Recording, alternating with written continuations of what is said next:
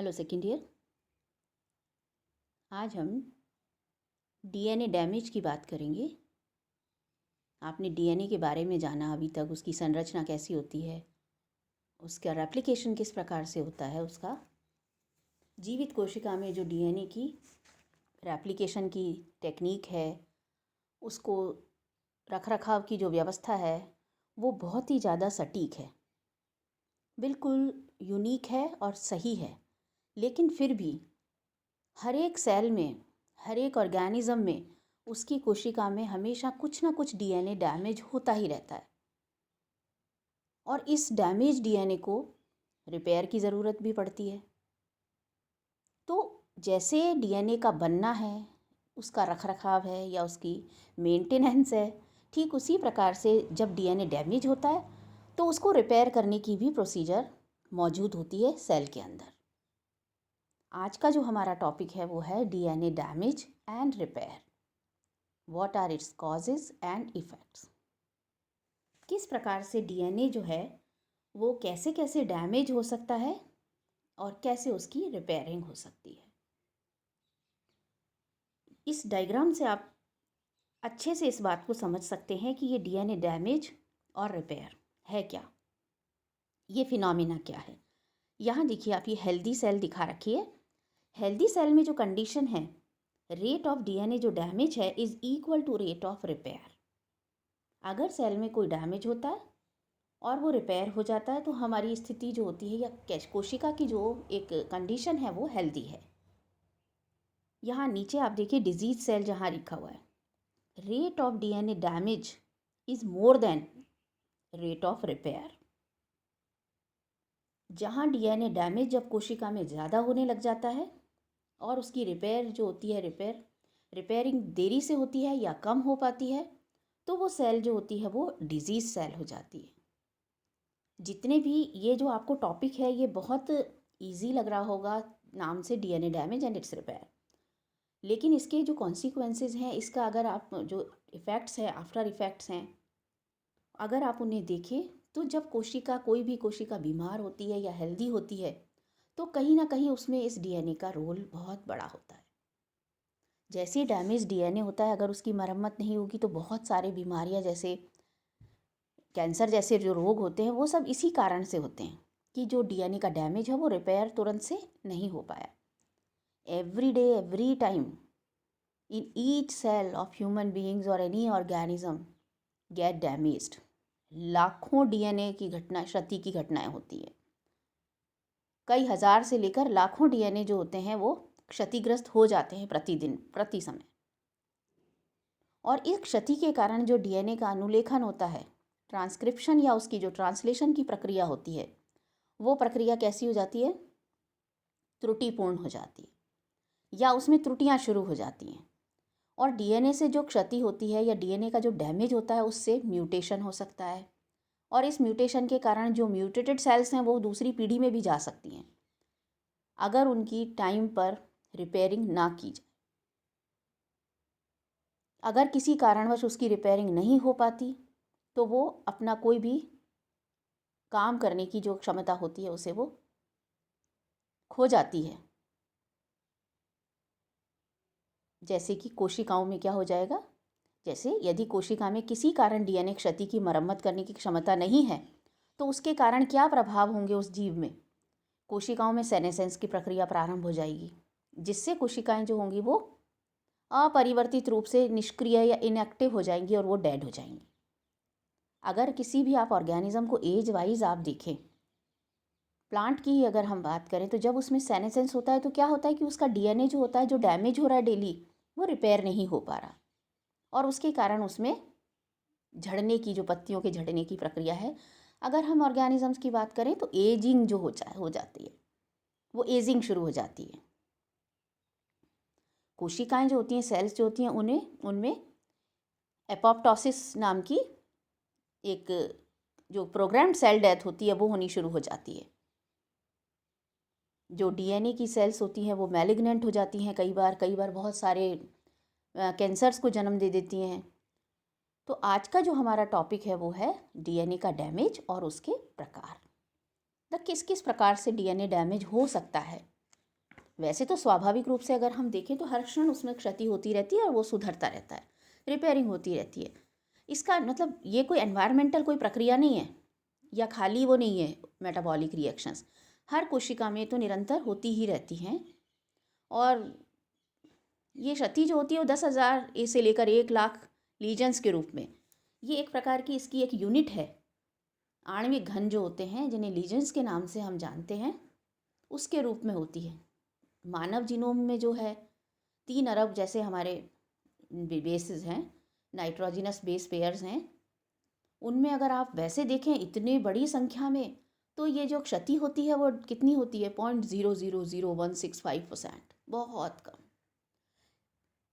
लेकिन ये क्षति जब ट्यूमर सप्रेसर जीन में हो जाती है तो फिर उसकी मरम्मत नहीं हो पाती।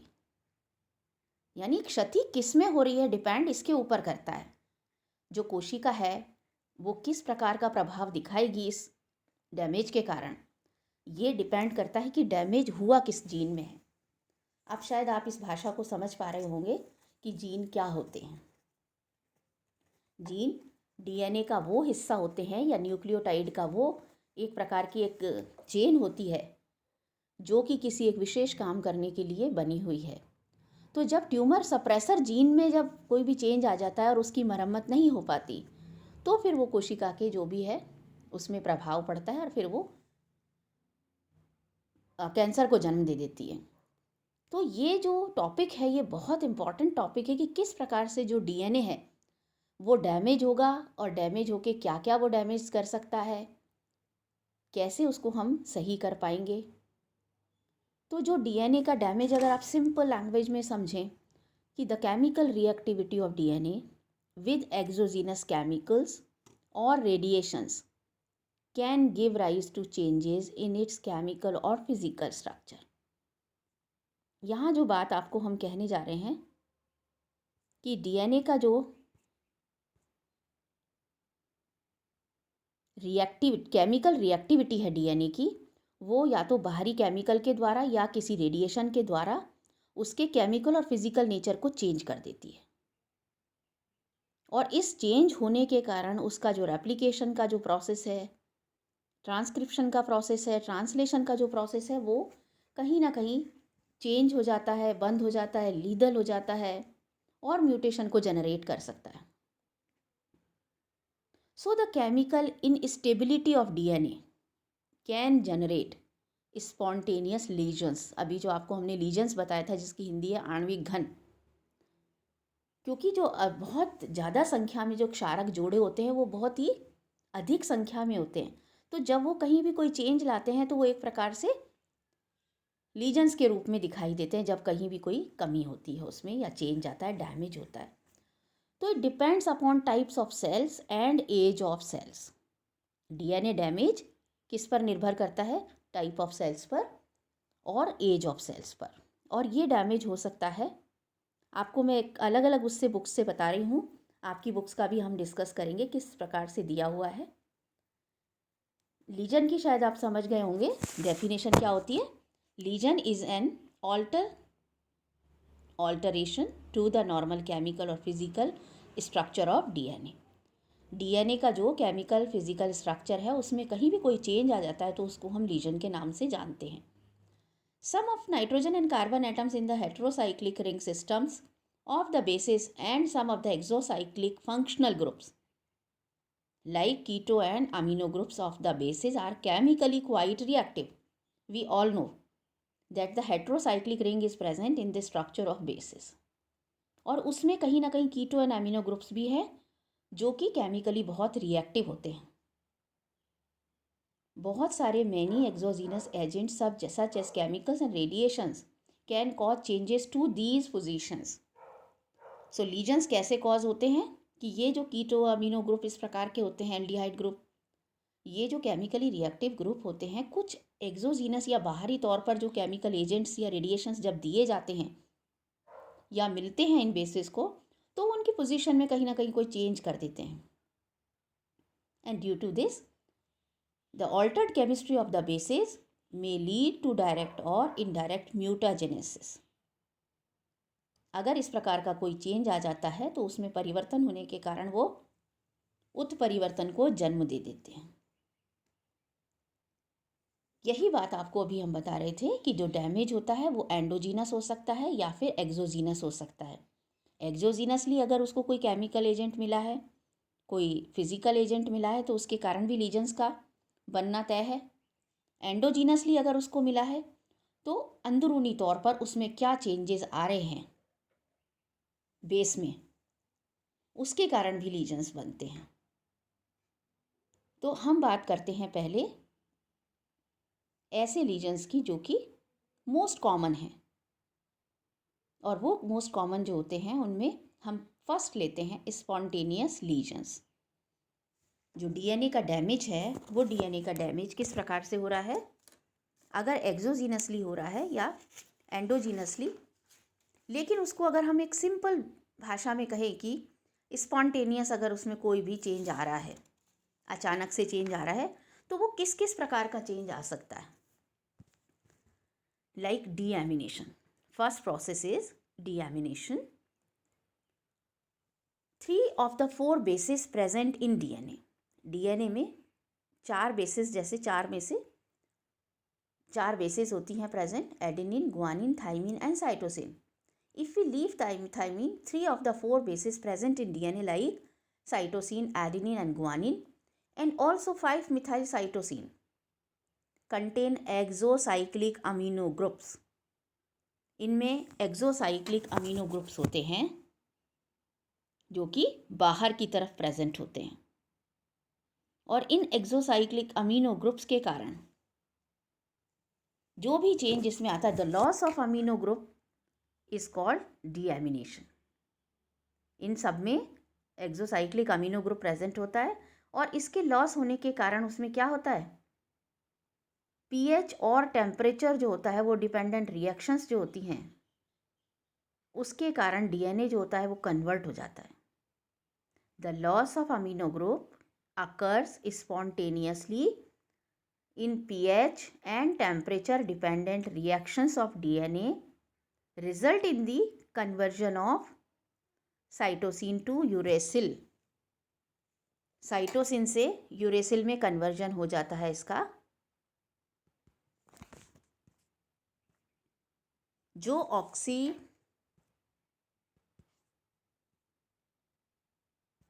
यहाँ देखिए आप, जो स्पॉन्टेनियस लीजन्स होते हैं उनमें डीएमिनेशन की हम बात कर रहे हैं।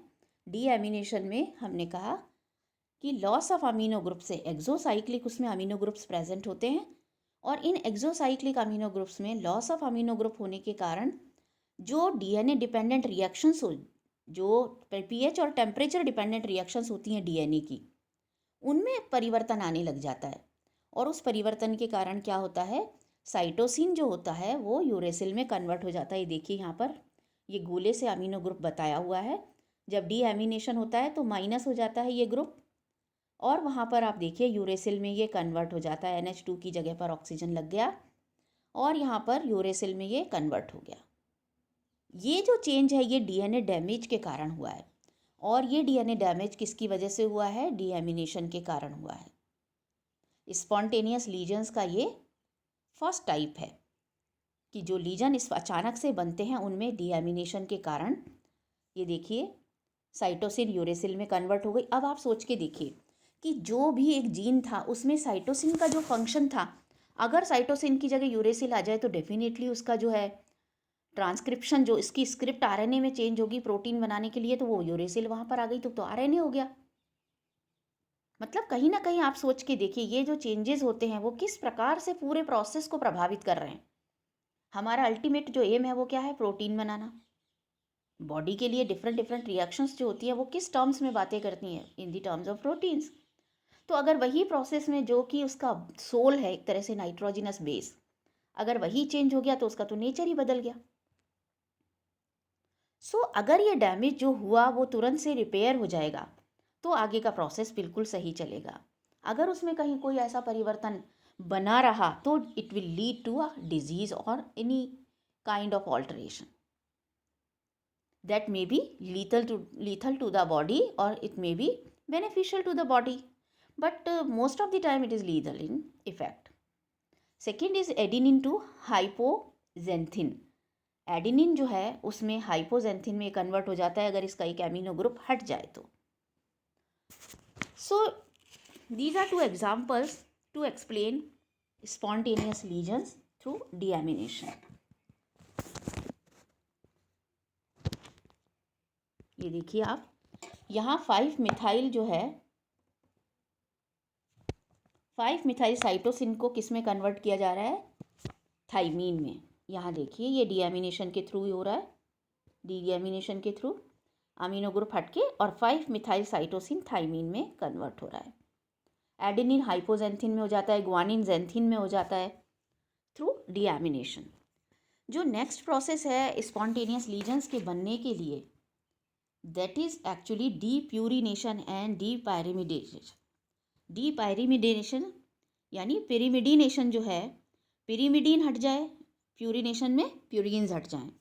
आप सभी को मालूम है प्यूरिन एंड पिरिमिडीन क्या होते हैं, नाइट्रोजनस बेसेस के टाइप्स हैं. इसमें अगर आप देखें तो डीप्यूरिनेशन का मतलब है कि लॉस ऑफ प्यूरिन्स. प्यूरिन्स कौन सी है, adenine guanine. From the DNA involves breaking of nitrogen glycosidic bond. Depurination क्या प्रोसेस है, means loss of purines that is A and G from the DNA. ठीक है, डीप्यूरिनेशन यानी प्यूरिन्स का हट जाना. और ये कैसी रिएक्शन होती है, स्पॉन्टेनियस हाइड्रोलाइटिक रिएक्शन होती है.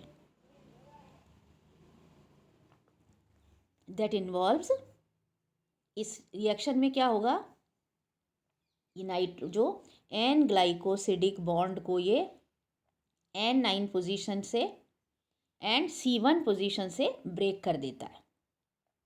C1 पोजीशन है डीऑक्सीराइबोज शुगर की पोजीशन और N9 है प्यूरिन बेस की पोजीशन. ये देखिए हम मॉलिक्यूलर बायोलॉजी पढ़ रहे हैं, आपको सामने इसके स्ट्रक्चर को रख के समझना होगा. जो इसका मॉलिक्यूलर स्ट्रक्चर होता है शुगर का, डीएनए का और साथ में उसकी बेस का, प्यूरिन बेस का, तो जो उसकी 9th पोजीशन पर प्यूरिन बेस पे बॉन्ड जो टूटेगा वो वहाँ से टूटेगा. ग्लाइकोसिडिक जो बॉन्ड्स हैं वो शुगर और प्यूरिन बेस के बीच का टूटने लगेगा. तो the sugar phosphate backbone of the DNA remains intact. Backbone intact रहेगी लेकिन उस बॉन्ड में कहीं ना कहीं कोई चेंज आ जाएगा या उसमें ब्रेकिंग हो जाएगी. The resulting apurinic site is a non coding lesions because the information is lost. अगर वहाँ से वो प्यूरिन हट जाती है तो इन्फॉर्मेशन ख़त्म हो जाएगी वहाँ से, और इन्फॉर्मेशन ख़त्म हो जाने के कारण इसका मतलब कि वहाँ क्या बनना है, एक खाली जगह वहाँ पर रह जाएगी. और ये जो डीप्यूरिनेशन होता है ये रेट ऑफ 10,000 प्यूरिन्स होता है पर आवर. कोशिकाओं में 1 घंटे में 37 डिग्री सेल्सियस पर अगर टेम्परेचर चल रहा है तो 10,000 प्यूरिन्स जो है वो लॉस्ट हो जाती हैं हर बार. लेकिन पिरिमिडेशन जो होता है वो रेट जो होती है इससे बहुत कम होती है. प्यूरिन्स की जो होती है वो ज़्यादा होती है जबकि पिरिमिडीन्स की रेट जो होती है वो कम होती है. क्योंकि कारण इसका है जो पिरिमिडीन न्यूक्लियोसाइड्स होते हैं वो कंसिडरेबली मोर स्टेबल होते हैं प्यूरिन्स की बजाय, क्योंकि ग्लाइकोसिडिक जो बॉन्ड्स होता है उसमें चेंज होता है दोनों में. Hence depyrimidination mechanism is same as purination but the rate is 120 of purines lost. Purines ज़्यादा, अगर purines 20 lost होती हैं तो pyrimidine 1 lost होती है. ये दूसरा प्रोसेस है जिसकी वजह से वहाँ पर लीजन्स नज़र आते हैं. एक प्यूरिन हट गई, एक pyrimidine हट गई तो वहाँ खाली जगह हो गई और उसके कारण वहाँ पर इंफॉर्मेशन लॉस्ट हो जाती है. जो थर्ड प्रोसेस है इसका दैट इज़ ऑक्सीडेटिव डैमेज. जो ऑक्सीडेटिव डैमेज है ये देखिए, पिरिमिडीन की हम बात कर रहे थे. पिरिमिडीन जो है वो कम रेट पर ख़त्म होती हैं या जगह खाली करती हैं, जबकि जो प्यूरिन्स होती हैं वो बहुत तेज़ी से हट जाती हैं. ऑक्सीडेटिव डैमेज की अगर हम बात करें तो ये due to the presence of reactive oxygen के कारण होता है. रिएक्टिव ऑक्सीजन स्पीशीज़ जो होती हैं in all aerobic cells like जो भी एरोबिक सेल्स होती हैं जो कि ऑक्सीजन से श्वसन करती हैं, उनमें superoxide, hydrogen peroxide and hydroperoxide और OH रेडिकल के हाइड्रोक्सी रेडिकल्स के कारण होता है ये damage. OH radical can attack DNA at a number of location producing variety of oxidation products. जो OH होता है, ये जो हाइड्रोक्सिल रेडिकल होता है, ये DNA की कई लोकेशंस पर अटैक कर सकता है और उस अटैक करने के कारण वो वहाँ पर डैमेज कर सकता है। देखिए किस प्रकार से जो इसकी पेरोक्साइड वाली पोजीशंस देखिए आप सभी जगह पर, यहाँ गोले करे हुए हैं ऑक्साइड वाली पोजीशन पे, साथ में CHO जो एल्डिहाइड वाली पोजीशन है। इन पोजीशंस पे रिएक्टिव ऑक्सीजन के कारण इसमें चेंजेस हो जाते हैं। This is all for today. Next जो इसका रीज़न है उसके बारे में हम अगली क्लास में